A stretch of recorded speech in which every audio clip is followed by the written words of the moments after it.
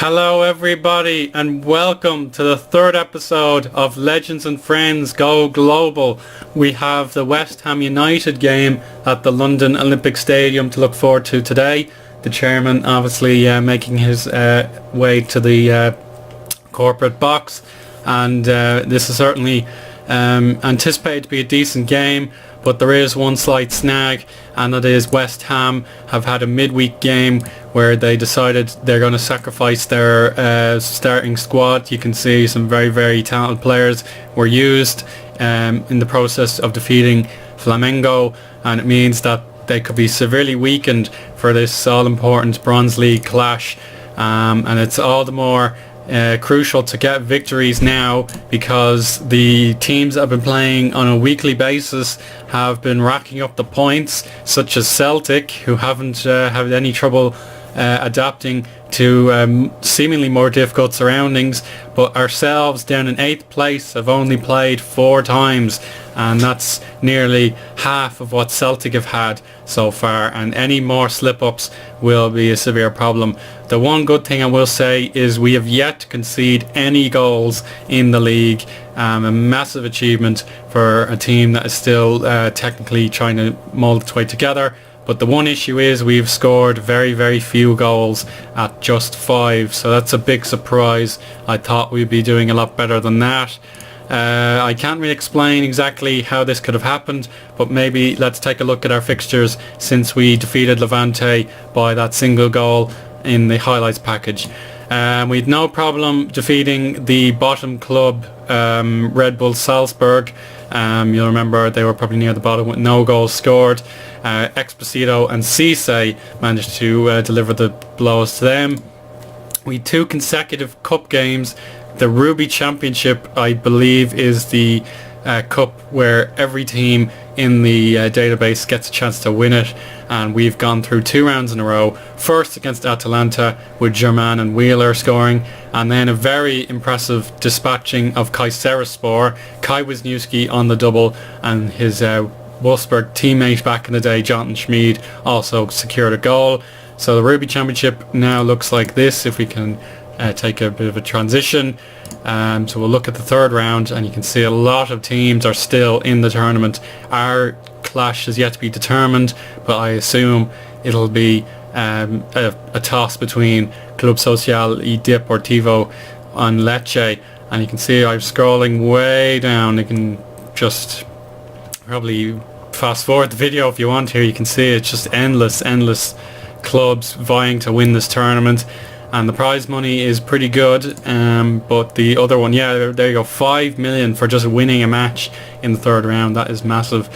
We'll go back to where we belong now, and we had our first Little Cup second round match, and that was a 2-0 win against All Boys.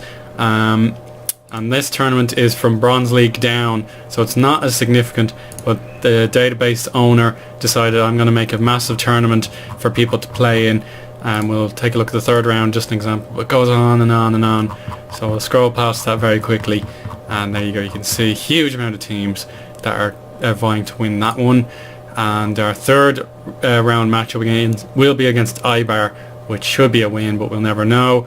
And then last but not least, our first dropped points of the entire series. It was against Monterrey at Memory Lane, which still has a crowd ban in effect. I believe it expires in our next home game. So that's all important. We need to start getting fans into the gates. And this was a very poor performance in all factors. I believe Monterrey were the better team throughout. I don't have the actual stats in front of me here, which is annoying. But take a look here. Yeah, here we go. This is what I want to show you. 8 shots on goal from each side, and only 1 shot hit the target between us. That's really poor conversion, and it just goes to show that we are a vulnerable team despite the advantages we hold, and it just means that West Ham, despite their rotated team, could prove a bit of a threat. Before we get into the match, let's talk about 1 or 2 things. Our dynamics are improving somewhat. You can see the dressing room atmosphere grows. The managerial support is almost at perfect, and then the hierarchy looks like this. It's starting to make a bit more sense to me now. You can see we've got the team leaders, vice captain Zhang Suosi and the man with the armband Fusiedi Cisse. Diawara, Du Shuang, Yara Mesa and Ali Bamba have grown into highly influential players near the top. We've got 5 down in the middle and then 6 at the bottom, almost like a snooker triangle. Jamal Hoogland has nearly broken into that threshold. Lenihan has just gone up. We've got players down here. You can see the vast majority of players have been influential, and then 5 players haven't really had an impact on the team yet, so we'll wait and see for their moment. But you can see they're probably the youngest fellas on average, so they're not going to have it as easy. And social groups keep changing, which is very interesting. We've got the core social group. It's gone to the players who speak French for the most part. Then we have English speakers, most likely the Chesterfield gang. And then the secondary group B, for some reason, has Zhang Suosi there, Jiming Hao. I'm not sure exactly what could have happened, but perhaps there is the link between Bursaspor and China and a bit of South Africa as well. So we'll just keep an eye on that. Players are starting to come to me with concerns about first team football, which is what I wanted to avoid. But I've convinced the majority of them, look, you have to be patient. Everyone is trying to get into the squad, and we'll just have to make sure we're paying attention to that. But Jordan Martin is the one who actually was not convinced, and I have to say, you'll get first team football. But if necessary, we can always have a cheeky look at the in-game editor and just remove all unhappiness, because this experiment needs to be authentic to my ambitions. We can't be selling players unnecessarily, and that leaves the medical centre. You can tell we've a bit of an injury crisis at the moment. It was a lot worse a few weeks ago, and you can see 3 players have recovered from injury, but we've had 4 still on the medical table. And Jose Eddie Carlos, who very rarely, if ever, got injured for me in Football Manager 2013, has a bad injury at the moment, and we've yet to see him play a competitive match. We've lost Ronnie Pignon and Frank Reeves to similar injuries with their foot, and Intatuko Radaby started the last match, but he's unable to start. In my opinion, he shouldn't really be picked. And then we have a fair amount of increased injury risks. Brian Lenihan, for example, he's starting today, so we'll hope not to have him injured, and we'll try and get these other players recovered to make sure they can play. But the one thing I do want for sure is more regular games, because you can see we have a bit of a congestion here, and that's what I want. But when we have a big break, 16 days to wait because of an international duty. But now there's a look at my starting 11. I think we've gone on plenty enough. It just seems to be a habit of mine. I like to talk when there's detail to be shared, but you can see it there for clarity now. West Ham has gone for the very strong squad. I was not expecting this. I thought it'd be Andy Carroll up top, but they've gone for Javier Hernandez in front of their home crowd. Let me see. We need to opposition and instructions. Yeah, so fair amount of players are tired, and we'll have to be alert for that anyway. But I'm pretty confident we can win this. But it's just a matter of getting those goals. Like, we've not conceded any. That's what I'm trying to say. We yet to concede, but as I'm going to get the game set up and underway. And the volume should be okay this time around, but I'll just shut this door. So like that. I get tongue-tied rather easily, but everyone looks satisfied, ready to go. The goalkeeper, the only one who wasn't fully set to green. So we'll now tick the sounds button and get this show on the road. Here we go.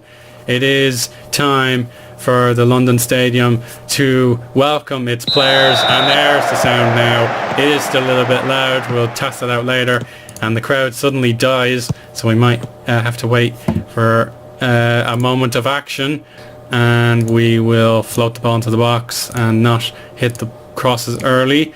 And we're waiting for anything to happen. Jordan Martin has bruised his ankle, and that could mean further disruption to my midfield. And just nothing is happening here, lads. Come on, you have to take initiative. Fucking hell. So Jordan Martin is hurt. We may have to sacrifice him at half time because we can't afford a long-term injury for him. Here we go. First highlight, Noble to Haksabanovic, out of their way. Martin only gets it. Oh, he's got to Kinsella. Here comes Stephen Kinsella, and he won't be stopped here. He beats 2 or 3 players, but he's brought back with a good tackle. And now the crowd is starting to get electrified, but it is an exceptionally boring game when I thought some of the best players I've ever had could link up and create a bit of chaos. I think now would be the right time to turn down the volume. So one moment. Here we go. That should be somewhat normalised again. And here we go. Brian Boring knocks it to Stephen Kinsella. It's a poor pass, and Lanzini feeds Javier Hernandez, Obiang, over to Mark Noble, who will go down in West Ham folklore. I'm sure he's been a very, very dependable player for them. Cyril Michaud, first time I've seen him on the ball, but Yar Messa collects a loose ball. Stephen Kinsella's turn this time. Matrolian returns it to Kinsella. This looks good. Michaud, it's clipped to the outside of the post, and that was the opportunity of the match so far. But yet again, we are not entertaining, and that is a real moment of concern. I want players that can electrify and excite, but it's not happening, and we're going to hit half time in an exceptionally poor match. The crowd has been dead, and we have every reason to trust their judgment. Good performances so far from Ogbonna and Zhang Suosi. It makes sense because they are the centre backs that have kept clean sheets. Jordan Martin will not be able to continue. I think we'll need to change him straight away, and I'm going to propose Rasmus Stephenson have a go to link up with his Chesterfield man, Brian Boring. So if it wasn't for Cyril Michaud, there'd be no Le Mans FC players forward, which would be a curiosity, I'm sure. I think we may change Bamba to be a fullback support, because we're not getting the job done at all well. So we'll go into the team talk for you now. I'm not happy. Despite the clean sheet, I'm really not too impressed, and you can tell certainly the strikers deserve a lot of criticism, but the defence less so. So we'll just get the defence absolutely hyped up again. This could be their 5th clean sheet in a row, and it is a valuable bonus to them. If you keep clean sheet, you're going to get a bonus. And West Ham have similar ideas, taking Diafra Sakho on for Javier Hernandez. Here is the man on the ball now. Lanzini, Fernandez, and now Sakho. A bit of a triangle from the Hammers, and that's a poor pass from Obiang. He's from Gabon now, as he mustn't have wanted to play for Spain. They probably weren't going to pick him anywhere, but here's Stephenson to Stephen Kinsella. There's a good ball on the touchline for Yar Messa, but he should be in the centre rather than delivering the crosses. Cyril Michaud onside, but Jose Fonte, European champion, gets the ball away. Alright, come on, let me do something, lads. Kouyaté comes on. Come on. Let me demand more. Could this be another goalless draw? You hesitate to ask, but it's time to bring off Yar Messa for Fousseyni Cisse. Maybe we can bring on Siebe Shrivers as well for Matrolian. Get some Le Mans FC flavour onto the pitch. And then who will be our 4th substitute? Jason Wood, I think, could do a job for Cyril Michaud. Has not played well. And we might leave Van Grant till the very end if we need him, because a goal is a goal, and I'm desperate to have one. West Ham make another change. James Collins for Cresswell. Jesus Christ. I think we need to change something up. We'll go mixed passing and work the ball into the box, and maybe put the balls low into the area, see if that works. And the yellow card, I think, was for one of our players. Here's Haksabovic. Now a bit of a 1-2 again. Lanzini's blocked, and Noble finds Diafra Sakho, and the Hammers lead and it gives a huge incentive to our players to push forward now. Well, we're always bound to concede one way or the other, but to go a goal down is a real danger point. Cisse should have scored, and he does score off the back of James Collins. It's an immediate response, and we are saved for the time being. Samuelson comes on for there. We might start to attack their defenders if we can find the right opposition marking screen. There we go. So we've got Jeffrey, Samuelson and Kouyaté to worry about, so we'll change them now. Well, I don't want a red card anyway, so I do think Sean Kavanagh can play. So sorry to the Van Grand fans out there. You're going to have to remain patient, just like your hero from Vasco da Gama. So there we go. Sean Kavanagh will come on for the remainder of the game. Can we go overload and risk defeat to get those all-important 3 points? Declan Rice comes on for Jose Fonte. That's good news for the Republic of Ireland. I believe he is an Irish man. But Thierry Shriver's breaks, and he has an unmarked Stephen Kinsella, but he didn't need to shoot first time, and I'm very disappointed in him. Jason Wood! He's hit the crossbar. Great effort from the Englishman who I brought in from Arsenal back in the day. But there we go, what a chance from Woody, and Cisse loses the ball straight away, not even a fight, but Kouyaté gives it almost away to lurking Stevie Shivers, but now Samuelson can get in. No, he doesn't. Cisse not at all, and Shivers is the one-on-one. Adrian has saved it. A great moment for the Spanish keeper, who will be trying to get the number 1 jersey back from Joe Hart, but Kouyaté wins a corner. It's time to concentrate. We have to focus. It's a barnstormer of a conclusion now. Kinsella, safety! Oh, it was a scissor for the captain. Oh, it's completely embroiled into an exceptional match all of a sudden. Stephen Kinsella doesn't win the header. Sacco to Samuelson. Great tackle by Diawara. And the counter-attack is available. Shrivers. Can't Cisse get the ball this time? No, he can't. What a save from the goalkeeper. Kept the ball firmly in his grasp. Sacco has won it. A first timer. Oh goodness me, West Ham have done the business, and we'll have to equalise all over again, but I don't believe we have it in us. It is our first defeat at any point in the save, and it goes to show that we're not going to walk this championship. 5 minutes of added time. We're going to have to go route 1, I think. It's all desperation time here. Route 1, and pump the ball into the box, float the crosses, and take a lot more risks and stay on feet. Genie Mac. We should have, I think we should have drawn the game, but we had to go for the win. But it means that West Ham have given us our first defeat, unless something changes. It's Brian Lenihan from deep. Oh, he's inexplicably given that away. West Ham will now shield the ball as best they can. They've got a good pass out of Samuelson. Oh, he's hit his own player in the back, but he's able to find him in the second time. It's not a good cross, and we've only got a minute to spare. Stevie Shrivers with a poor first touch. He was lured into that danger point, and that's gone out of play, but that'll suit West Ham down to the ground. It's Sean Kavanagh's a quick throw in. He doesn't beat Declan Rice to the ball. Kouyaté loses it. It's going to be Shrivers. He must get there. Stevie Shrivers taken down fairly in the box. I don't think we've time for this bullet throw, unless, oh dear, it doesn't make a difference, and West Ham will be fighting for the championship now. Diafra Sacco, an unlikely hero off the bench. And despite the own goal, it means the Hall of Famers are defeated, and any doubts that this save was going to be too easy, I think we can extinguish those right now.